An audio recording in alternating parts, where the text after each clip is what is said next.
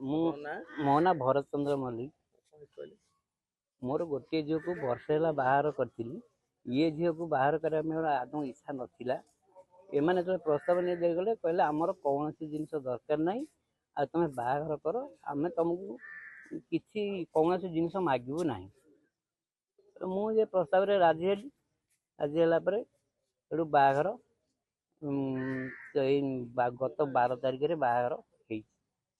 ଆଜିକି ମାସେ ମଧ୍ୟ ହେଇନାହିଁ। କାଲି ରାତି 10টাରେ ତା ଶାଶୁ ଶ୍ୱଶୁର ମୋ ସହିତ କଥାବାର୍ତ୍ତା ହେଲେ, ଭଲ କଥାବାର୍ତ୍ତା ହେଲେ। ଭଲ କଥା ତାଙ୍କର କେସ୍ ମ୍ୟାଟର ନେଇ କଥାବାର୍ତ୍ତା ହେଲେ। ମୁଁ କହିଲି ହଉ ଠିକ୍ ଅଛି, ମୁଁ ଗ୍ରାମରେ ଅଛି। ମୁଁ କହିଲି ହଉ ହେଲା, ସେ କଥାଟା କ'ଣ ହେଇଛି ତାକୁ ଓକିଲ ଡାକି ସଲ୍ଭ କରିଦେବା, ଆଉ ମୋର କାଲିକି କଥାବାର୍ତ୍ତା ହେବା। ଆଉ ଏହା ଭିତରେ ରାତିରେ ତାଙ୍କର କ'ଣ ସ୍ୱାମୀ ସ୍ତ୍ରୀଙ୍କର ସେଇ ଯୌତୁକ ବାବଦରେ କିଛି ହେଇଥିବାରୁ ସେ ତାକୁ ମାରିଛି। ଯଦିଓ ତାକୁ ମାରିଲା, ଏ ଘର ଲୋକ ଶାଶୁ ଶୋଇ ଅଛି, ଶ୍ୱଶୁର ଅଛି, ଯାଆ ଅଛି, ଝିଅର ଅଛି, କେହି କିଛି ଜାଣିପାରିଲେନି। ଜଣକୁ ମାରିଦେଲା ଅଥଚ କିଛି ଜାଣିପାରିଲେନି। ତା କୁରାଢ଼ୀରେ ହାଣିକିରି ତା କାନ ମୂଳ ଜଇଁ ମାରିଦେଇଛି। ନାଇଁ, ସେସବୁ ତ କିଛି କହିନଥିଲା। ସେଇଦିନ ବୋଧେ ଷ୍ଟାର୍ଟ ହେଇଛି ସେ କଥାବାର୍ତ୍ତା। ସେଇଥିପାଇଁ କି ତାଙ୍କର ମନାମନନ୍ତର ହେଇ ଏ କାଣ୍ଡ ହେଇଛି। ଯଦି ଏ କାଣ୍ଡ ହେଲା, ମୋ କହିବା ତ ଯଦି ଗୋଟେ ଘରେ କିଛି ପାଟିମୁଣ୍ଡ ହୁଏ, ଶାଶୁ ଜାଣିପାରିବ କି, ଶ୍ୱଶୁର ଜାଣିପାରିବ କି, ଦିଅ ଜାଣିପାରିବ, ସମସ୍ତେ ଜାଣିପାରିବ। ଏତେ ବଡ଼ କାଣ୍ଡ ହେଇଗଲା, ଜଣେ ମର୍ଡର ହେଇଗଲା, ଅଥଚ ଏମାନେ କେହି ଜାଣିପାରିଲେନି। ମୋ ଏମାନେ ସମସ୍ତେ ତାର ସମ୍ପୃକ୍ତ ଅଛନ୍ତି। କାରଣ କ'ଣ ସେଇ ଯୌତୁକ କାରଣ ଯୋଗୁଁ ଏସବୁ ହେଇଛି। ଆଉ କରିକି ଆଉ କ'ଣ ଚାହୁଁଛନ୍ତି ଆପଣ? ମୁଁ ଚାହୁଁଛି ଉଚିତ ନ୍ୟାୟ ଚାହୁଁଛି। ଆଉ କ'ଣ ଆଉ ଆପଣଙ୍କ ନାଁ? ମୋ ନାଁ ମମତା ମଲ୍ଲିକ। କ'ଣ ହେଇଛି କହିଲେ? ଏଇ ଯୋଉ ଝିଅଟି ଚାଲି ଯାଇଛନ୍ତି, କ'ଣ ସେ ଆମ ଝିଆରୀ, କ'ଣ ଘଟଣା କହିଲେ? ଦେଢ଼ଶୁର ଝିଆରୀ। ତାଙ୍କ ବାପାକୁ କାଲି ଫୋନ୍ କରିଥିଲେ, କଥା ହେଇଥିଲେ। ତାଙ୍କ ସମୁଦି କଥା ହେଲେ, ତାଙ୍କ ଝିଅ ବି କଥା ହେଇଥିଲେ। ମୋବାଇଲ ଫୋନ୍ ରଖିକି ରୋଷେଇବାସ କରି ସେମାନେ ଖାଇଲେ। ତାପରେ ସେଠୁ ଆମର ଖାଇ ପିଇକି ଶୋଇଲୁ। ରାତି 4ଟାକୁ ଆଙ୍କର ଫୋନ୍ ଗଲା ଆମ ଦେଢ଼ଶୁର କତିକି। ସେଠୁ ଯେହେତୁ ଫୋନ୍ ଗଲା, ତାଙ୍କ ଦିଅର ଫୋନ୍ କରି କହିଲେ ଯେ, କହିଲେ ଆମ ଭାଉଜକୁ ହାଣି ଦେଇଛି, ଆଉ ଭାଉଜ ନାହିଁ।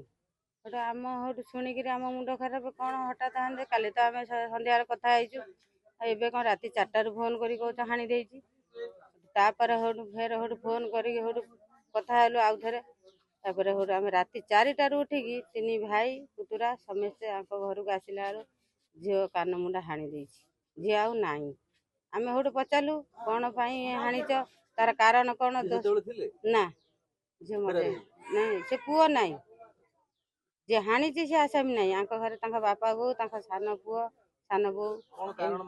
ସେଇଥିପାଇଁ ଆମେ ପଚାରିଲୁ କ'ଣ ଆମ ଝିଅ ଦୋଷ କରିଥିଲା ତମେ ହାଣି ଦେଇଛ?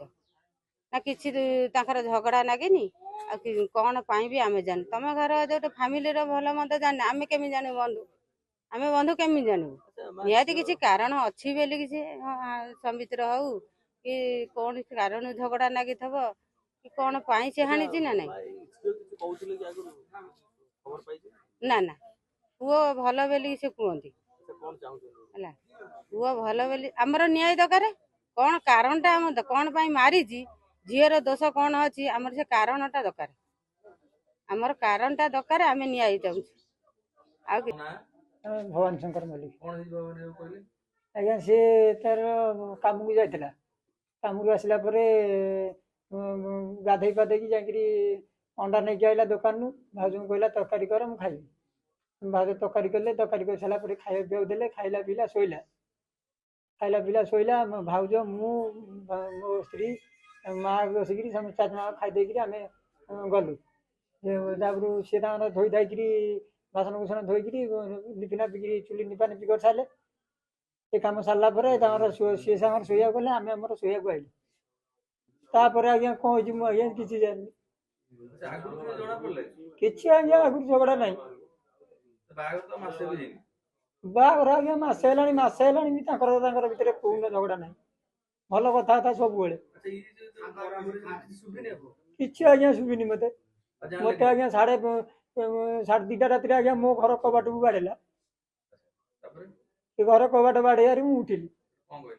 ମୁଁ ଆଜ୍ଞା ଉଠିଲା ବେଳକୁ ସେ ଘର ପଦାରେ ଯାଇକି ଟାଙ୍ଗିଆଟା ହାତରେ ଧରିଛି। ମତେ ଆଜ୍ଞା କହୁଛି ଯେ ତୋ ସ୍ତ୍ରୀ କି ଡାକେ, ମୁଁ ତୋ ସ୍ତ୍ରୀ କି ଆଣିବି। ସେ ଆଜ୍ଞା ତାପରକୁ ମୁଁ ଯେତେବେଳେ ହାଣିବାକୁ ଏମିତି କରିଥିଲି ମୁଁ ଆଜ୍ଞା ଗୋଟେ ଧକାଟି ପକେଇଲି। ଧକାଟି ପକେଇବାରୁ ସେ ଟାଙ୍ଗିଆଟା ଗଳି ପଡ଼ିଲା, ସେ ତାପରକୁ ପଳେଇଲେ, ଦୌଡ଼ିକି ପଳେଇଗଲେ। ସେ ଆଜ୍ଞା ସେ ଟାଙ୍ଗିଆ ଧରିବାରୁ ଆମକୁ ବି ହାଣିବା ପାଇଁ ସେ ବାହାରିଥିଲା।